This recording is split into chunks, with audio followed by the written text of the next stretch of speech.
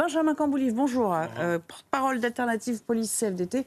On était encore avec vous en ligne hier. Il y a beaucoup de questions d'actualité sur lesquelles on va évoquer cette conférence de presse de Bruno Retailleau qui souhaite clairement remettre au cœur du débat le consommateur en matière de drogue. Il veut non pas avoir une sensibilisation un peu angélique autour de toutes ces questions, mais bel et bien culpabiliser ceux qui permettent finalement à ce trafic de prospérer. Je vous propose de vous faire un avis, peut-être les uns et les autres, tout d'abord en regardant le clip qui a été dévoilé, qui a été divulgué ce matin, et puis on entendra bien sûr Bruno Retailleau.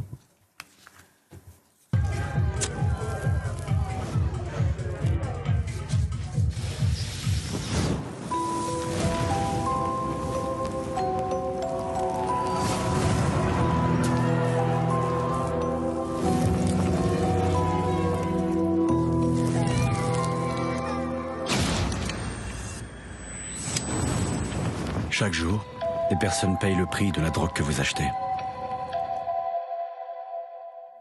La campagne que nous allons diffuser, ce n'est pas une campagne de sensibilisation.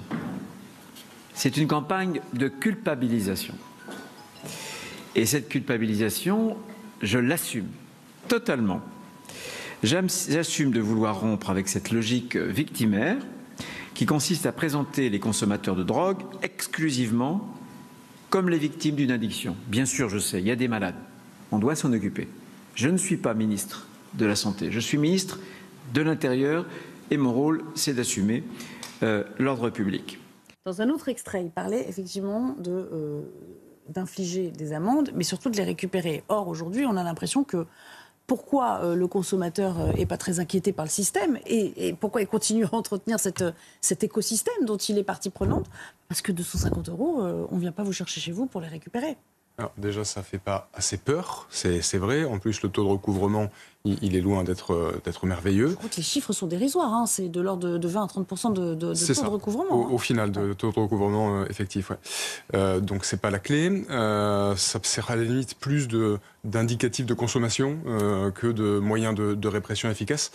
Toujours est-il que là, ce clip, moi, personnellement, au nom de mon organisation syndicale, je dis qu'il n'est pas si mal que ça. Il n'est pas si mal parce qu'il a le mérite de venir culpabiliser, responsabiliser le consommateur. Et donc on s'écarte de facto de toute cette entreprise de banalisation de la consommation, du petit joint récréatif, c'est pas grave, c'est le quotidien, regarde les films, écoute la musique, même certains politiques qui vous parlent de légalisation. Non, là on est en train de montrer à quel point la drogue, même le cannabis, ça détruit la société. Et puis provoquer des morts. Souvenez-vous, il y a quelques jours de cette jeune fille de 15 ans qui était morte parce que le conducteur du car scolaire était sous cannabis. Benjamin Camboulive, on a aussi au même moment des chiffres qui sortent, c'est-à-dire ce total de 53 tonnes de cocaïne qui ont été saisies par les autorités pour la seule année 2024. En soi, 53 tonnes, ça ne nous dit pas grand-chose. C'est surtout quand on regarde le comparatif au regard de 2023, 130% de plus. C'est dire quand même que où on a de meilleures filatures, où on a plus de moyens. J'imagine que sur la question des moyens, vous me direz que c'est pas forcément très, très probant, que c'est pas là que ça a explosé. Pourquoi ce succès? C'est aussi exponentiel, c'est par rapport au volume qui rentre? Tout simplement, c'est-à-dire que plus vous avez de demandes, et vous parliez des chiffres qui sont plus qu'alarmants en termes de santé publique sur la drogue qui se déverse et qui touche de plus en plus de personnes. Plus vous avez de demandes, plus vous avez d'offres, donc plus nécessairement les saisies sont importantes parce qu'il y a plus de volume. Surtout ce que ça nous montre, c'est à quel point il y a urgence à avoir un courage politique fort et global. Monsieur Retailleau, il le disait, moi je vais insister sur tel plan. La culpabilisation, la responsabilisation, mais je ne suis pas ministre de la Santé. Bon, voilà, il y a effectivement le ministère de l'Intérieur, il y a celui de la Santé pour les questions de santé publique, la prévention, la dissuasion de la consommation, il y a l'éducation nationale qui doit retrouver des moyens pour offrir des perspectives aux jeunes, autres que celles du trafic de drogue, pour gagner de l'argent. Donc l'approche, elle est vraiment totalement globale et elle demande un courage politique parce que c'est un travail de fond qu'il faut engager. Il y a un autre thème que je souhaiterais évoquer avec vous aujourd'hui, parce que c'est l'actualité de ce jeudi à l'Assemblée nationale. Faut-il durcir les restrictions au droit du sol à Mayotte? C'est en tout cas la volonté de la droite républicaine. Sans compter que cette surpopulation, Benjamin Camboulive, submersion migratoire, là, je pense que ça s'applique quand même très bien au cas mahorais, comme le disait même François Bayrou lui-même, ça crée d'innombrables problèmes de sécurité. je veux dire, avant même le passage du cyclone Chido, il y avait des problèmes de sécurité qui étaient récurrents et jamais vus à l'échelle métropolitaine. Oui, on a déjà une situation qui était très complexe avant Chido. Maintenant, c'est encore pire depuis que on est dans cette phase post-cyclonique qui a rendu encore plus difficile, encore plus rude les contacts entre mes collègues et les populations irrégulières.